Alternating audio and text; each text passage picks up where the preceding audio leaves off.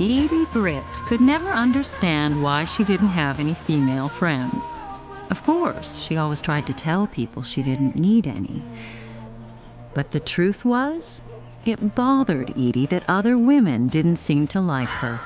On her very first day after moving to Wisteria Lane, Edie already realized one harsh truth. The group of 4 women completely shut her out the moment they met her. She could not understand why at all. That was until she met Mrs. Huber. Even though they had known each other for less than 5 minutes, Mrs. Huber was already criticizing her outfit. And after that, every time they met, Mrs. Huber would throw sarcastic comments at her non-stop. From Edie's bold makeup to her terrible taste in men, nothing escaped her mouth. She always said exactly what she was thinking. Every word was sharp and mean, but Edie did not really care, because to her, Mrs. Huber was her first real friend there. Not long later, Mrs. Huber suddenly disappeared. The sheriff even asked the whole town to help search for her. At the meeting, Edie openly showed how worried she was. Then she broke down crying in the sheriff's arms. Maybe that was one reason the women disliked her so much, but what none of them knew was this. Mrs. Huber had actually been brutally murdered 2 days earlier, and her body was later found buried in the woods. At the same time, Susan and Mike's relationship was becoming more stable, but then they unexpectedly ran into Edie again. After her house burned down, she had been staying at Mrs. Huber's house the whole time. Now she needed to speed up rebuilding her home, and Mike was the plumber and contractor she planned to hire. Soon after that, news of Mrs. Huber's death spread across the whole town. At the women's weekly poker night, Edie surprisingly showed up on her own. After